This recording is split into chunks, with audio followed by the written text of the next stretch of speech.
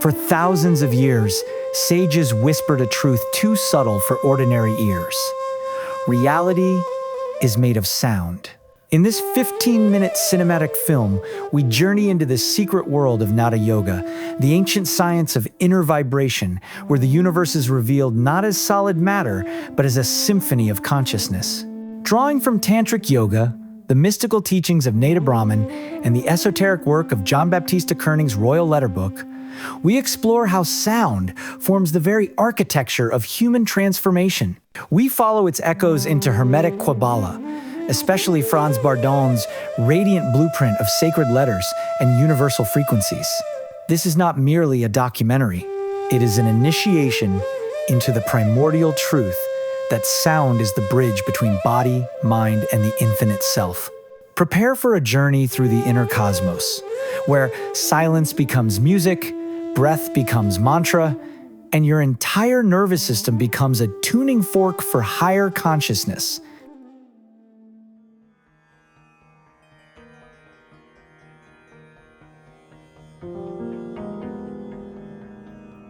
In the beginning, there was no world, no form, no matter, only vibration.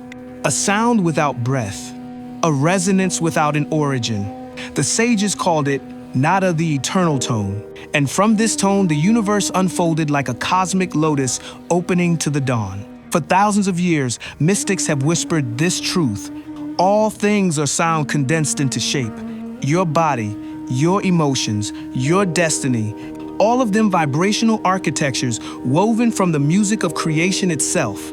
Today, we journey into the ancient science that knew this before physics ever dreamed of the concept. Nada Yoga, the yoga of inner sound.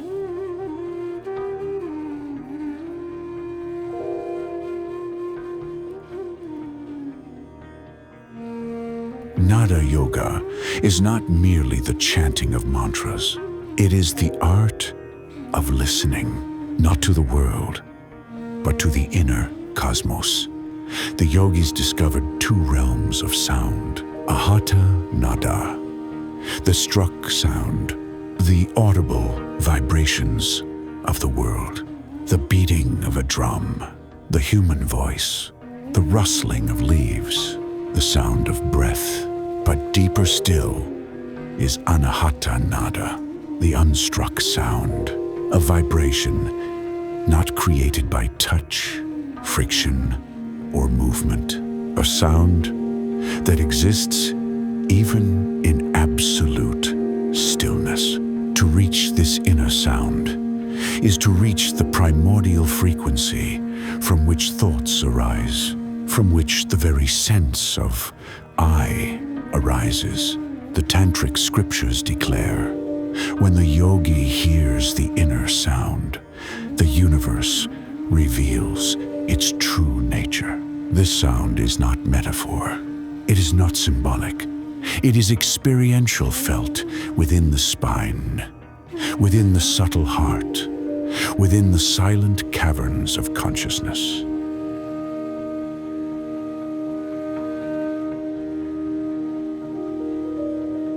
In Tantra, sound is not just vibration. It is Shakti, the active force of creation.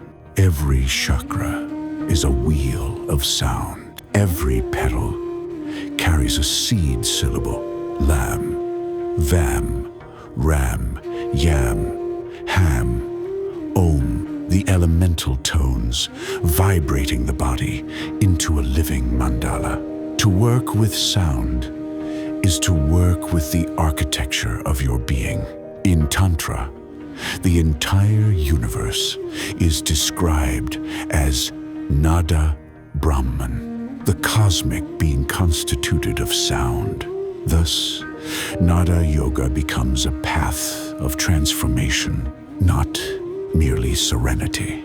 By tuning the inner instrument, the breath, the nerves, the mind, the practitioner reorganizes their entire energetic blueprint. When the yogi stabilizes the breath and the mind becomes still like a moonlit lake, the inner sound emerges. Some hear it as a ringing bell, some as a flute, some as a deep humming, others as a gentle electric current flowing through the spine, and others, advanced adepts, hear it as a vast, roaring silence, so powerful it dissolves the sense of separation altogether.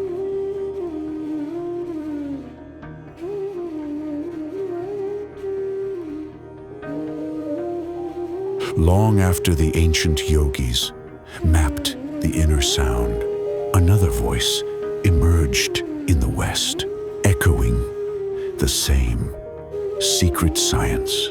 John Baptista Kerning and his mysterious work, known as the Royal Letter Book. Kerning taught that each letter is a living force, a vibrational key that unlocks specific powers of consciousness. These letters were not mere symbols of language.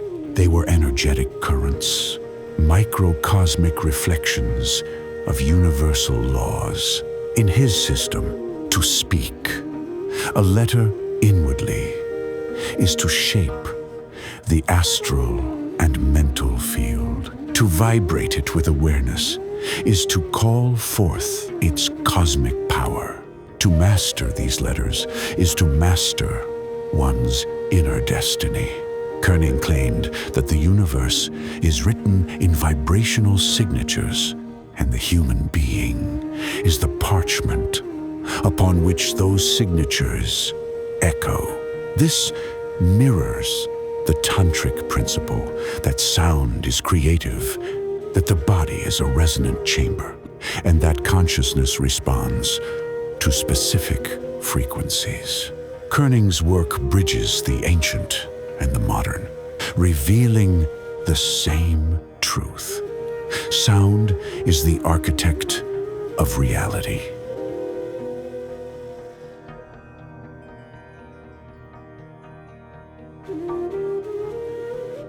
Then came Franz Bardon, one of the most influential Hermetic teachers of the 20th century. His Hermetic Quabbalah is not the Kabbalah of religion, but the sacred science of creative speech. Here, the letters are divine vibrations, each one the blueprint of an elemental, psychological, and spiritual force. For Bardon, when the practitioner vibrates a letter consciously, not with the tongue, but with the mind, the entire universe responds. A letter is like a tuning fork. Strike it internally, and the corresponding cosmic field awakens. Bardon taught that human beings are miniature universes, and by vibrating the sacred cosmic letters, a person aligns their microcosm with the macrocosm. Fire, air, water, earth, akasha, all of them shaped and governed by vibrational signatures. Thus, the Tantric mantra, the yogic seed syllable, Kerning's mystical letters, and Bardon's cosmic alphabet are all expressions of the same universal truth. Creation is sound. Transformation is sound. Liberation is sound.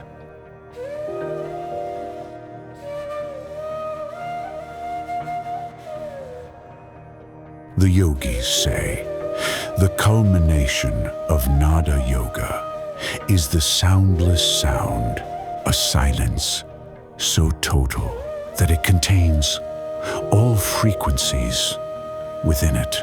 In Tantra, this silence is Shiva. In Kerning's work, it is the crown of the letters. In Bardon's Quabbalah, it is Akasha, the womb of all creation. To enter this stillness is to awaken to the truth behind all traditions. You are not the body.